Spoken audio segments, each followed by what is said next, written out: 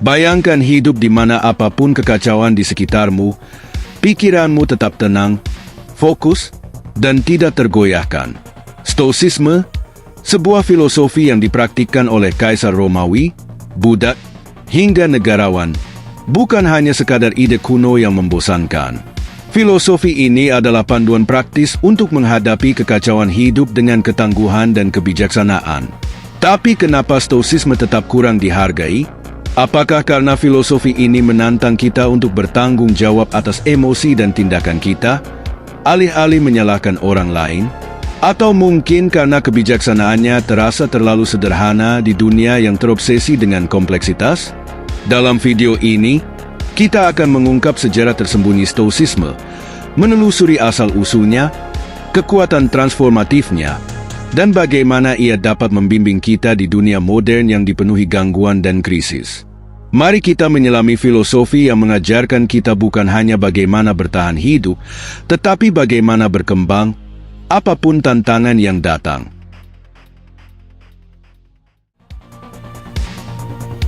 Stoicisme lahir di pasar-pasar sibuk Athena sekitar 300 Masehi, didirikan oleh Zeno dari Citium. Berbeda dengan filosofi yang berfokus pada teori abstrak, Stoicisme berakar pada kepraktisan. Filosofi ini ditujukan untuk semua orang, dari pedagang hingga penguasa, untuk mengajarkan bagaimana menjalani hidup yang baik, apapun situasinya. Inti dari Stoicisme adalah memahami apa yang bisa kita kendalikan dan menerima apa yang tidak bisa kita kendalikan. Ini dikenal sebagai dikotomi kendali. Epictetus, yang pernah menjadi budak, menulis, kebahagiaan dan kebebasan dimulai dengan memahami satu prinsip. Ada hal-hal yang ada di bawah kendali kita, dan ada hal-hal yang tidak. Prinsip utama Stoicisme meliputi 1. Kebijaksanaan, kemampuan untuk membuat keputusan yang baik dan membedakan antara yang baik dan buruk. 2. Keberanian, kekuatan untuk menghadapi tantangan dengan keberanian. 3. Keadilan, memperlakukan orang lain dengan adil dan bertindak dengan integritas. 4. Pengendalian diri, berlatih menahan diri dan hidup dengan seimbang. Namun, Stoicisme bukan hanya teori, ini adalah cara hidup. Marcus Aurelius, seorang kaisar Romawi, menggunakan Stoicisme untuk memimpin di tengah perang dan wabah. Seneca, seorang negarawan, menemukan kedamaian di tengah kekacauan politik. Dan Epictetus menunjukkan bahwa bahkan seorang mantan Buddha pun bisa mencapai kebebasan batin melalui prinsip-prinsip Stoicisme. Saat kita menjelajahi ajaran abadi ini, kita akan melihat bagaimana Stoicisme menawarkan lebih dari sekadar ketangguhan, tetapi juga peta jalan untuk hidup dengan tujuan dan kejernihan di dunia yang tidak dapat diprediksi.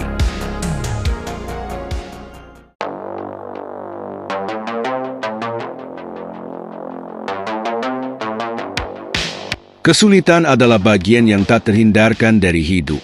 Tapi Stoicisme melihatnya bukan sebagai sesuatu yang menakutkan, melainkan sebagai peluang untuk tumbuh. Marcus Aurelius menulis dalam Meditations, halangan dalam tindakan memajukan tindakan. Apa yang menghalangi jalan menjadi jalan? Pola pikir ini revolusioner. Alih-alih menghindari tantangan, Stoicisme mengajarkan kita untuk merangkulnya sebagai cara untuk memperkuat karakter kita. Bayangkan menghadapi situasi sulit, kehilangan pekerjaan, hubungan yang gagal, atau kemunduran pribadi. Alih-alih tenggelam dalam keputusasaan, Stoicisme mengundang kita untuk bertanya, apa yang bisa aku pelajari dari ini? Bagaimana ini bisa membuatku lebih kuat? Bagi Stoicisme, ketangguhan bukan tentang menekan emosi, tetapi menguasainya. Ini tentang memahami bahwa meskipun rasa sakit dan kesulitan itu tak terelakkan, penderitaan adalah pilihan.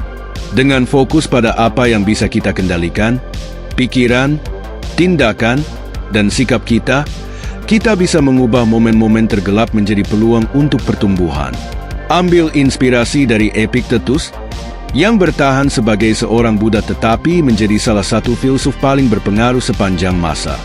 Ketangguhannya berasal bukan dari keadaan eksternal, tetapi dari kekuatan batinnya, pelajaran yang bisa kita semua ambil.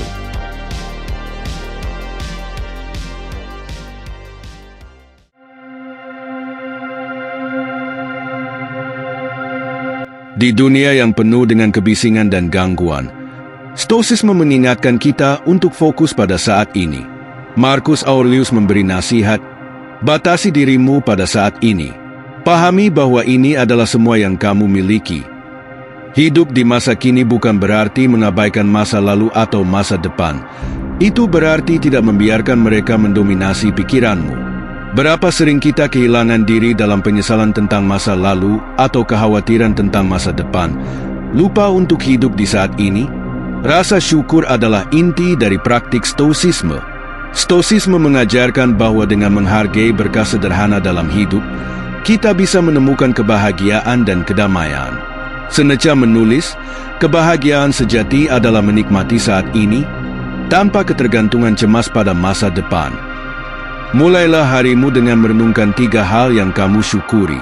Bisa jadi sesederhana pagi yang cerah, tawa teman, atau kesempatan untuk belajar sesuatu yang baru.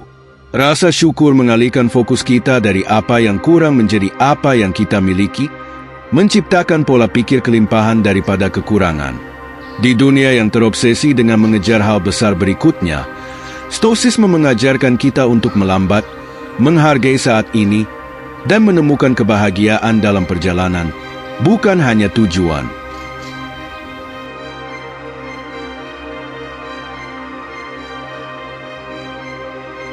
Tujuan utama Stoisisme adalah menjalani hidup yang berlandaskan kebajikan.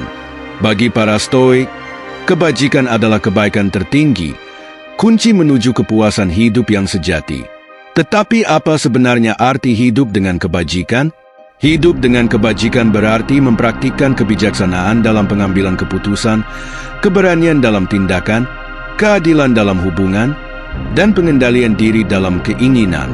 Itu berarti menyelaraskan tindakan kita dengan nilai-nilai kita dan berusaha menjadi versi terbaik dari diri kita, bahkan di tengah kesulitan.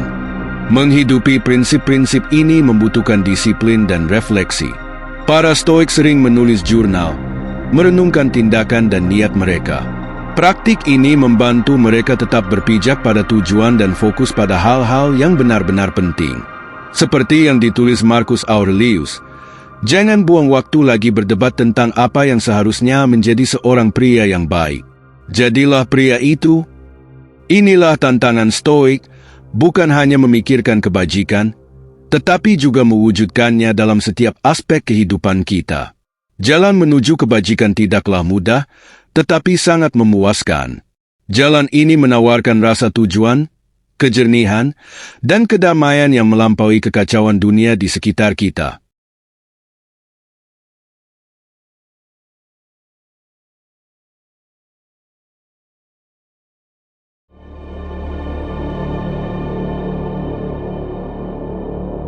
Stoisisme bukan hanya filosofi kuno. Ini adalah panduan abadi untuk menjalani hidup yang tangguh, penuh tujuan, dan bermakna. Prinsip-prinsipnya telah bertahan melintasi waktu, menawarkan kebijaksanaan dan kekuatan kepada generasi lalu dan sekarang. Sekarang, giliranmu untuk mempraktikkan Stoisisme. Apa langkah yang akan kamu ambil hari ini? Apakah kamu akan fokus pada apa yang bisa kamu kendalikan? Melihat kesulitan sebagai peluang? Berlatih rasa syukur? Para Stoik telah menunjukkan jalannya. Yang tersisa hanyalah kita untuk berjalan di jalan itu. Seperti yang diingatkan Marcus Aurelius, kebahagiaan hidupmu tergantung pada kualitas pikiranmu. Pilihlah dengan bijak.